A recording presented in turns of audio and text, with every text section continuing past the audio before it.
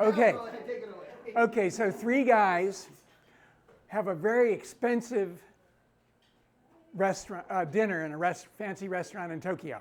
One of them's from Tokyo, one of them's from Osaka, and one of them is from Nagoya. Okay, this is the only joke in 30 years in Japan. It's the only joke I've heard from a Japanese. And you can probably guess where the guy was from. So these three guys are at this very expensive place. And it's like Rokujuman or something to eat there, right? And so they get up to the cashier, and the guy from Tokyo and the guy from Osaka go into a big histrionic argument about, oh, I'm going to pay it. No, I'm going to pay it. I'm going to pay it. And the guy from Nagoya is going, shit, do I have Rokujuman? Can I pay this? And I guess you get the joke. The joke is the guy from Nagoya gets stuck with the shitty end of the stick. Now, I'm from flyover territory. And if you're an American, you know flyover territory is anything between New York and California, except for Colorado, where Aspen and the ski areas are. Otherwise, nothing else counts. But I'm from flyover territory. So I suffer from, like most people from flyover territory, from an acute sense of inferiority. But deep down inside, we know we're not really inferior. And I'm going to try to convince you of this. This is the US, I started out with a US urban history trivia quiz.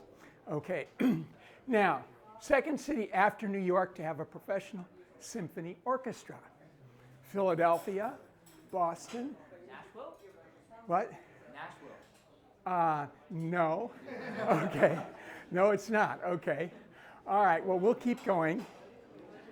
Okay.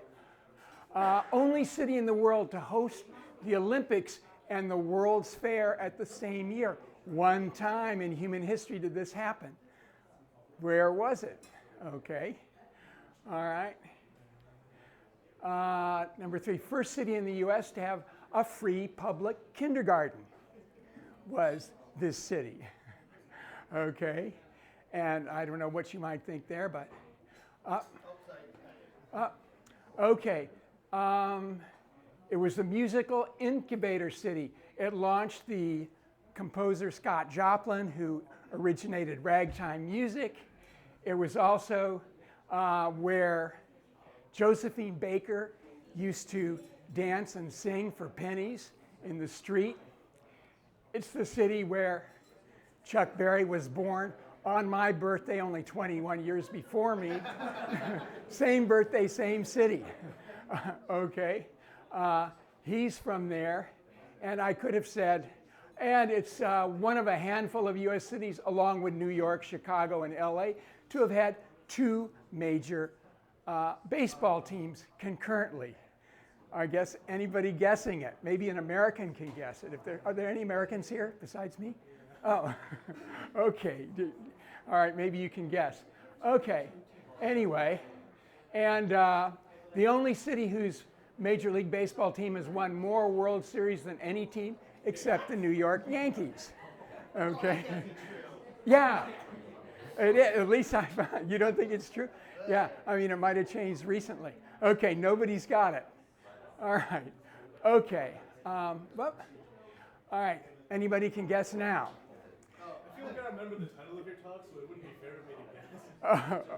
Okay. All right. This is Louis XII, and Louis XII was the commander of the forces that were attempting to conquer the Holy Land, or retake the Holy Land from the Muslims back in the 11th century, 12th century, something like that. Anyway, and his name is Louis, and he is the only saint, and so the city is where I was born and raised, is St. Louis. This is let's see, it's interesting because it had a meteoric rise, 1840, only 17,000 people by 1910, almost 700,000 people. What year was it founded? Founded in 1764. 1764. But there was stuff there before that. There was a fort before that. As you can guess, it was a French city. And the French bones are still there. And let's see what we get. We'll skip that for later. Okay, it is self-consciously French. When I grew up in St. Louis, no self-respecting high school did not have a 4-year French program. Okay, French was the language of choice if you took a foreign language in St. Louis. Maybe German for other reasons. Okay, so the fleur-de-lis for France. This is because it was the confluence of the Missouri and the Mississippi rivers. And we're going to put that in perspective. You can kind of see what it is. If you have any, here it is. Down here is New Orleans. Here's St. Louis, Chicago, and over here is Denver. So that gives you some idea. This is the 4th biggest drainage basin on the planet. The biggest, of course, is Amazon. That's the 800-pound gorilla of drainage basins. The Congo, and we are almost tied with the Nile, 3,200,000 square kilometers. That's a lot of territory. St. Louis was placed there, and that was a fantastic location. To put it in perspective, 3,200,000 square kilometers. The Yangtze and the Yellow rivers together have less than that. So this is a huge amount of territory that this city had access to. And all of these rivers were canoeable. Well, why did it matter in 1762 or 1764 to have that? Here's gives you an idea. This is the drainage basis here. Okay, probably, I guess, at least 20,000 kilometers of navigable rivers by canoe. Well, what are you going to do 250 years ago with a canoe in this part of the world? Okay, St. Louis wasn't the first big. This is the largest Native American settlement north of Mesoamerica, north of Guatemala, Mexico, so on. This is the largest one, Cahokia, and it's right near where present-day St. Louis is. This was abandoned around 700 years ago, I think. We don't know who these people were, but it was the biggest urban settlement north of Mesoamerica. So all of these tributaries, these thousands, tens of thousands of miles of tributaries, are navigable by canoe to some extent or other. And and we're going to skip over this. This is what, these are the, skip this. We're not going to have time. Anyway, what was all this about? Beaver hats were very popular in Europe at the time. Siberia had been hunted out. There weren't any more beavers in Siberia. Well, maybe there were a few. And voila, tons of beavers in North America. So the people that hunted them, or that traded, I don't mean hunted, the people that traded with the Native Americans who lived there were French. Generally, they were French Canadian, and they were men who went out in the woods, they canoed, or they got out where they could meet the Native Americans. They learned how to communicate with them, and they generally had pretty cordial relations with them. Very different from the English and the Spanish. Quite different, but anyway. So we go, I twist around. There. Anyway, beautiful coats. That's enough beavers. Now, in 1753 or something like that, there was the First World War, which was the 7 Years' War. It was a war that took place in North America, South America, Africa, Asia, and Europe, more than even the First or the Second World War. And the British won. So what happened was the French who were here got pushed out, and St. Louis got even bigger. So that's just about when it was founded. Okay. Anyway, In 1803, Thomas Jefferson, whoop, okay, we'll skip that. We'll skip that. These are the people that people traded with, canoe, and as I said, relations between the French and the Indians were more cordial than they were between others. And there we go as a fictional how this worked. And we'll skip over. There's another one. Now, these guys were frequently bilingual. How did they get bilingual? Oftentimes, there was a squaw involved. I'm not sure what the arrangements were, but apparently you could buy a squaw. I mean, the French were alone. They were men who were out there. And that was a way that you could sort of pick up a language and gain the advantages that come from being able to speak the language better or having an interpreter. Let's see. Boom. Okay, some of the way things looked. We already did that. Why are we getting? There's the original trading post. Whoop. Okay, then we get to the point where it's a city. Catholic. Lots of these old buildings remain, are still there. Then 1845, 1848, Irish potato blight. This was mass starvation in Ireland, and the Irish still blame the English for being inhumane. I don't know if there's anybody Irish in here, but it still can be a touchy subject. Anyway, starvation, terrible privation, and millions of Irish migrated to the United States. And they were the second largest migrant group in St. Louis. Then 1848, there were revolutions generally around Europe, and especially in the German-speaking lands, and that meant Germans started coming over, and St. Louis was a preferred destination. So what happens is you get German language churches, German language newspapers, schools, breweries, beer gardens, different culture, right? Right? And this is interesting because this comes out later during the Volstead Act, which is called Prohibition. I don't know if you know, alcohol was verboten, forbidden in St. Louis, in not just St. Louis, in the United States from 1920 to 1933. I mean, that's a fiction because, of course, people were still drinking. They didn't stop. Let's see, where do we go now? Okay. All right. One of the things that the Germans did was found breweries. Anheuser-Busch was, I don't know the year, but maybe about 1850 something. There were a lot of Germans that came before 1848, but the Germans were making breweries, and St. Louis was a big center of production of beer.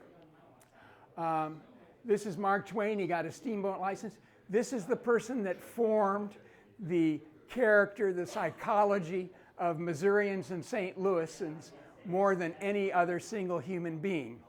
This man here, Mark Twain. We grew up with him. We read him, and he was a culture hero for a lot of people. Okay. Now, this is what, by 1860, St. Louis was the 8th largest city in the country. This was kind of typical of housing at the time. 160 years ago. This kind of, with a kind of a French influence here with the mansard roofs and so on. A lot of, what's this? This is a modern day photo. Yeah, this is a modern day photo, but these buildings are about 160 years old, roughly, so people tend to restore them. Of course, it became a huge steamboat city. 535, does that mean that's what I've got left? Counting down, so that's how much you have left, yeah. Oh my God, okay. All right, so 1870, it is the 3rd largest city in the United States because if you count Brooklyn and Manhattan as one, if you count Brooklyn and Manhattan separately, it's number 4, but New York, Philadelphia, St. Louis. Okay? Now, by that time, something big had happened, and that was that the Chicago River had been reversed so that a settlement in Fort Dearborn, which is now Chicago, could access both the Atlantic Ocean and the Gulf Coast. And that was one of the nails in the coffin of St. Louis. Huge trade going on there. First major steel structure on the planet, if you can believe it, the Eads Bridge before the Brooklyn Bridge. Before that, bridges were made out of cast iron. So St. Louis was kind of being an engineering, what would I call it, pioneer, I guess, in the sense of building a steel structure, which kind of marked the end of big cast iron installations like that. Okay, bum, bum, bum. Divorce. The city separates from the county. This is a modern map because it's got the interstate highway there, but you see about 150 square kilometers. And the city said, that's all we need. And they shut out the county, and that, of course, turned out to be a big mistake. Boom. Okay, transit. By this time, it had all of these, by 1880, all these trolley lines. Today, St. Louis has 2 transit lines. 140 years ago, it had a system like that. And today it's kaput. We know how that happened. They got a baseball team in 1882, one of the oldest baseball teams in the league, one of the most successful. 1900, 570,000. By that time, Chicago has 1.3 million people or something. Chicago just boom, and left St. Louis completely in the dust. Romanesque cathedral, it's an archdiocese. Biggest collection of mosaics west of Italy. Pretty spectacular. If you ever go to St. Louis, go to the Basilica. Anyway, and that's the dome of the cathedral. St. Louis's high point, the World's Fair and the Olympics. This is a movie called Meet Me in St. Louis. Anybody recognize this person? Nobody. Anybody here ever see Wizard of Oz? Oh, yeah, Okay, that is Judy Garland, Wizard of Oz. And the movie was 1940. The fair was 1904. The movie was 1940, and it was a smash hit. And it's a pretty silly movie, but it's still, it's kind of worth seeing today as a social document. It really is. It's very interesting. Okay, now let's go. Whoop. Okay, there's the fair celebrating the anniversary. We got to skip along here. So the fair the whole thing was to outdo Chicago. Chicago had a World's Fair in 1893. The St. Louis was going over backwards. Of course, they had a Japanese for me. And there's the Spanish. And this is something a little bit shocking perhaps today. They had a Filipino village. They had 4 tribal villages, and they had the huts and everything, and the people just lived their lives. And the fairgoers, especially the children, loved seeing that. I don't know how they felt about it. I don't know. I don't know if anybody... 1,247 acres, which is, 15 hectares? Something like that, 20 hectares. 1,200 population they had, which is kind of amazing. So, fruits of empire, the Americans had won the Spanish-American War, and I got 52 seconds. So, we got to the high point. Okay, World War I comes along.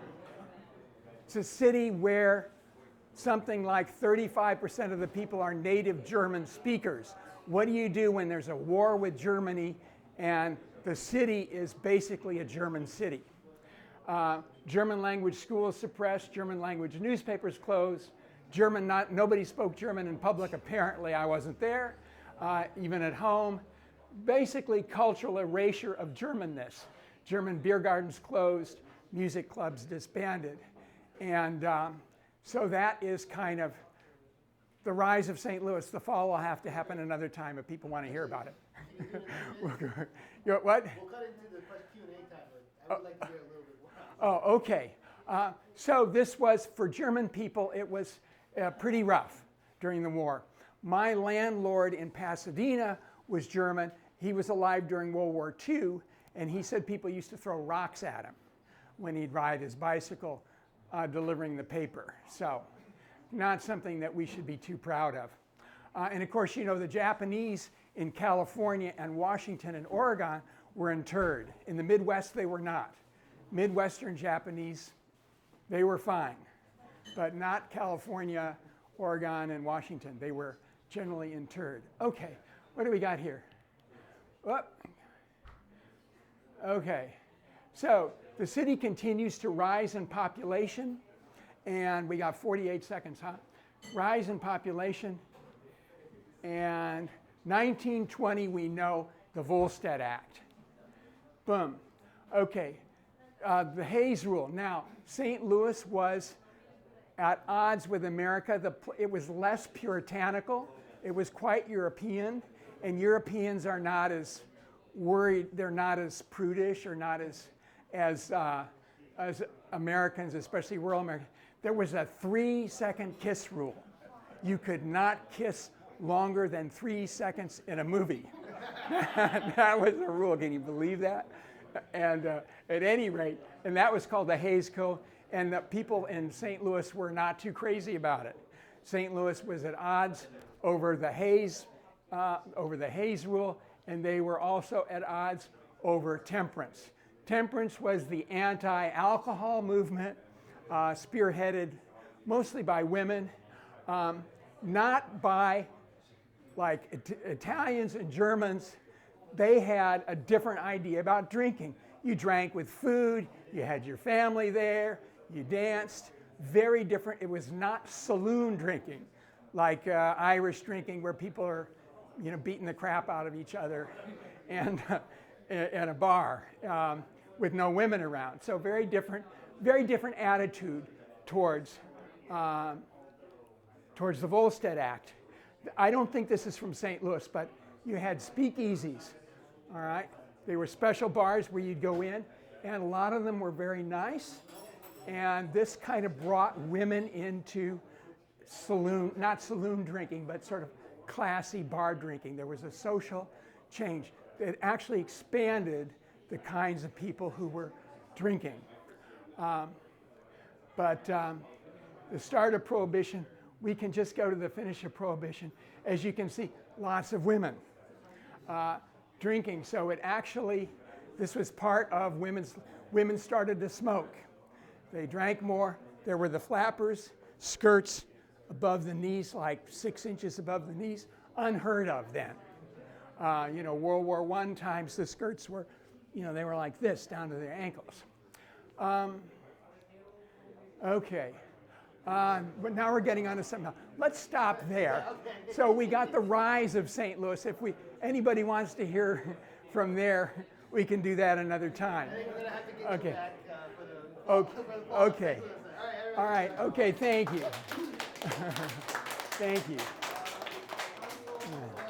The floor is open for a few questions. Does anybody have a question? Yeah. Okay. Yes. Well, I'm interested in how the English was getting spoken in your country, because there are so many different people from different countries. And when the English was admitted as a common language in your country. Okay. Well, you know, it really depended on the place. Because St. Louis was so German, even I remember seeing a Hungarian woman being interviewed, and she said she learned English, but when she went outside the house, she spoke German, because all of the stores, all of the people were German. I think the answer is time. Yeah, I don't think there was, it just took time. And now, Well, the date or year from that, many people started speaking English. you know, because the Germans were coming over mostly 1840s, 1850s, and 1900, 1910, they were still speaking German in many of the neighborhoods. Yeah, they were still speaking German. I think intermarriage has something to do with it. If they were from Bavaria or Austria, they were Catholic, they could marry Irish. If they were from, what do you call North Germany? Any North Germany, Protestant Germany, then they could marry Scots or English or something else, And so the religion was very important back then. Even when I was a kid, my parents had friends where a Jewish man married a Catholic woman, and I remember it was hell, apparently. So this was still important. Yeah. It's like, I got a question that might be a little bit stupid, You but, might want to hurry it up because we don't have a lot of okay, time. alright.